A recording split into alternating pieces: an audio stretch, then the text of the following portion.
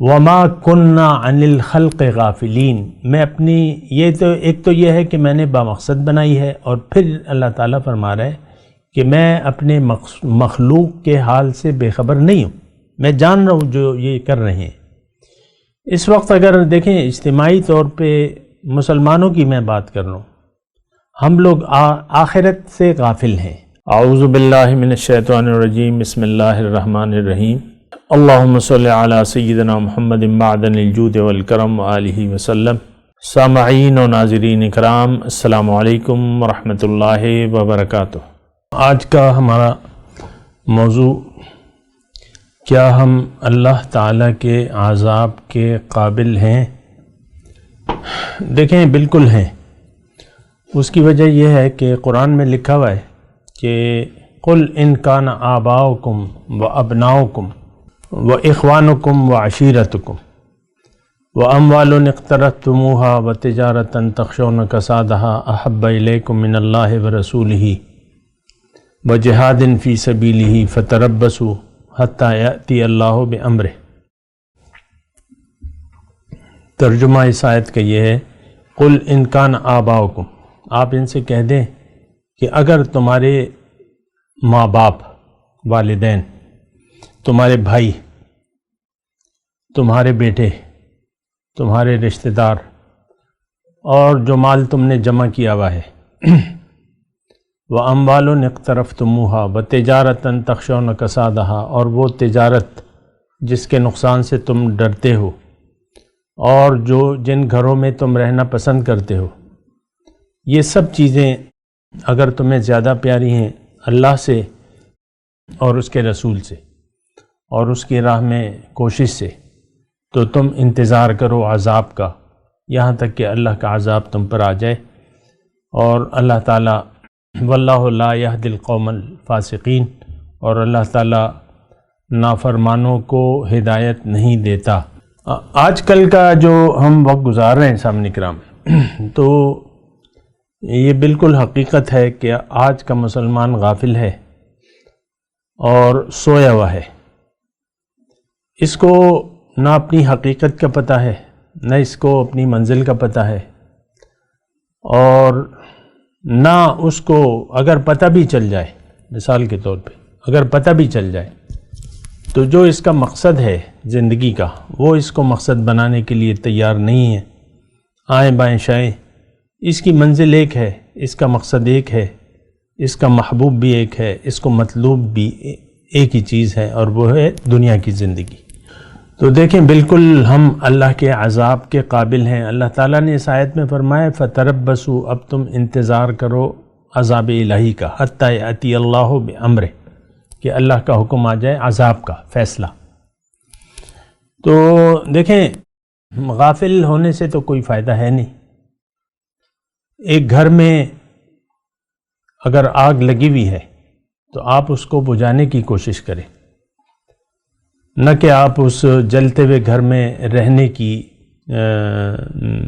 یعنی اس پر راضی ہو جائیں۔ اس وقت ہم نے اپنی زندگی میں آگ لگائی ہوئی ہے، یعنی جو عملی صورتحال ہے وہ یہ ہے کہ ہم لوگ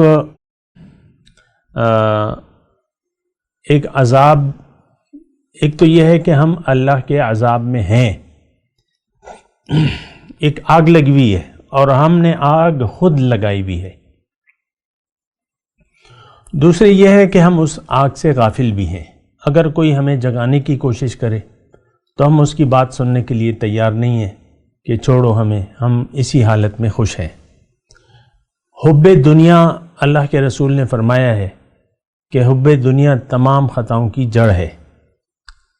اس وقت ہم لوگ حب دنیا کا شکار ہیں اور دنیا ہی کی محبت میں ہم رہنا چاہتے ہیں۔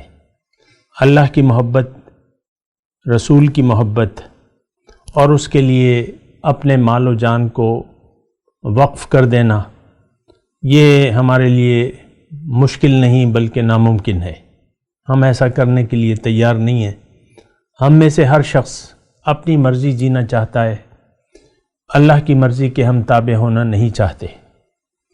ہم فاسق ہیں، نافرمان ہیں، اور ہم نافرمان رہنا چاہتے ہیں۔ یہ وہ کلی حقیقتیں ہیں کہ اس سے ہم انکار اگر کریں بھی تو نہیں کر سکتے۔ ظاہر میں اگر آپ یہ بات ماننے سے انکار بھی کر دیں، لیکن حقیقت یہ ہے کہ اسی زندگی یعنی گناہ آلود زندگی میں، نافرمانی کی حالت میں ہم جینا بھی چاہتے ہیں اور مرنا بھی چاہتے ہیں، اور کوئی شخص اپنی زندگی کو اللہ کے لیے گزارنے کے لیے تیار نہیں ہے۔ ہم سب لوگ اجتماعی طور پہ، دنیا ہمیں محبوب ہے، اس لیے ہم دنیا ہی کے لیے زندگی گزارنا چاہتے ہیں۔ آپ دیکھ لیں اپنی جو آپ کی تمنائیں ہیں زندگی کے متعلق، جو آپ کی خواہشات ہیں، جو آپ کی امیدیں ہیں، جو آپ کے مستقبل کے پلان ہیں، جو آپ کی پریشانیاں ہیں، اس سب کا تعلق دنیا سے ہے۔ تو بات تو ختم ہو گئی۔ آخرت، اللہ کی رضا، اسلام، قرآن، رسول، یہ آپ کی کوئی پریشانی نہیں ہے، اور یہ بہت یعنی ایک سنجیدہ بات ہے۔ تو دراصل دیکھیں، میں آپ کو اگر یہ کہوں کہ ہم اپنی زندگی برباد کرنے پر تل گئے ہیں، عقل و ہوش سے ہم نے فیصلہ کر لیا ہے کہ ہم زندگی دنیا ہی کے لیے گزاریں گے، اور ہم نے یہ فیصلہ کر لیا ہے کہ یہ زندگی ہم اللہ کے لیے نہیں گزاریں گے، اور ہم پابند نہیں ہونا چاہتے۔ اصل میں بات یہ ہے، پابندی اللہ کے حکم کی، رسول کے طریقے کی، ہمیں پابندی قبول نہیں ہے۔ آپ دیکھ لیں، آپ کا نفس جو ہے، جو آپ کی انا ہے، تو وہ سر چڑھ کے بول رہی ہے، اور آپ کسی کے حکم کے پابند نہیں ہونا چاہتے، یہاں تک کہ اللہ کی مرضی کے آپ تابع نہیں ہونا چاہتے۔ من چاہی زندگی گزارنا ہم چاہتے ہیں اور گزار رہے ہیں۔ تو جو آیت میں نے آپ کو پڑھ کے سنائی ہے، دراصل وہ اللہ کے عذاب کی نوید ہے۔ نہ صرف یہ کہ ہم پر یعنی اب یہ وہ وقت نہیں ہے کہ ہم انتظار کریں، بلکہ ہم اللہ کے عذاب میں گرفتار ہیں، اللہ کے عذاب میں گرفتار ہیں، کیونکہ یہ سب چیزیں ہمیں زیادہ محبوب ہیں جو کہ آیت قرآنی میں بیان کی گئی ہیں۔ تو بات یہ ہے کہ دیکھیں، یہ سوچنے کی بات ہے، یہ زندگی ایک کھیل تماشا نہیں ہے۔ اللہ تعالیٰ نے قرآن میں فرمایا ہے کہ ما خلقنا السماوات والارض وما بینہما لاعبین ان اردنا ان نتخذ لہوا لو اردنا ان نتخذ لہوا لاتخذناہ من لدنا ان کنا فاعلین،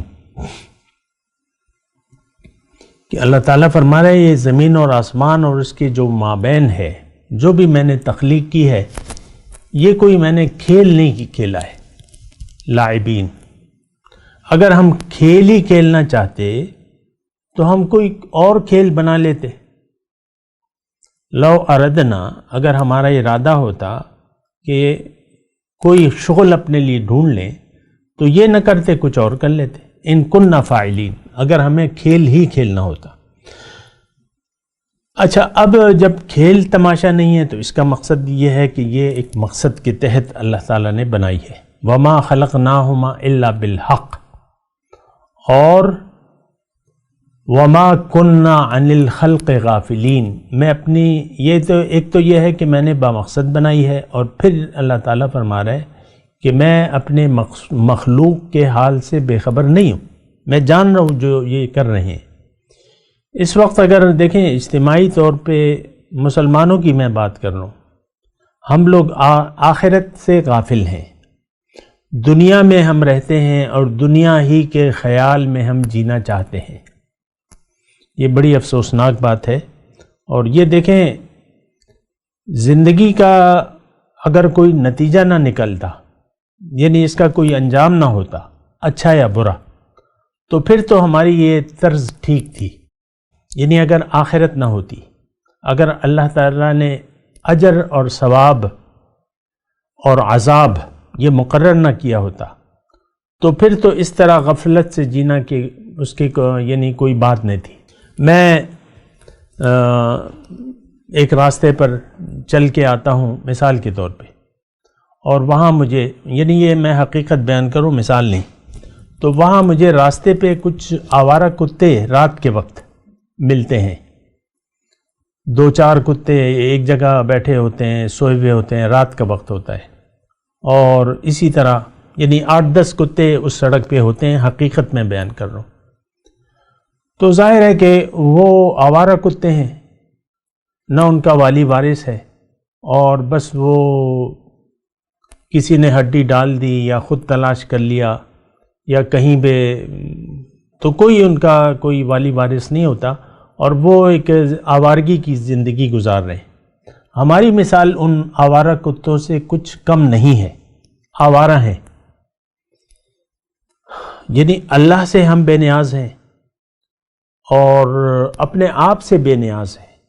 ایک آوارگی کے اگر آپ دیکھ لیں نا، تو ہم اللہ سے بے نیاز ہو کے زندگی گزار رہے ہیں، اور ایسی ہی زندگی ہم گزارنا پسند کرتے ہیں.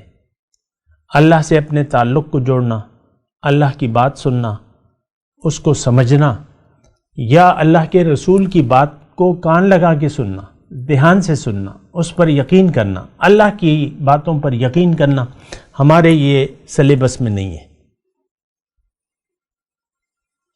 تو بات کرتے ہیں لیکن ایک وقفے کے بعد. وآخر دعوانا ان الحمد للہ رب العالمین. مولاي صل وسلم دائما ابدا على حبيبك خير الخلق كلهم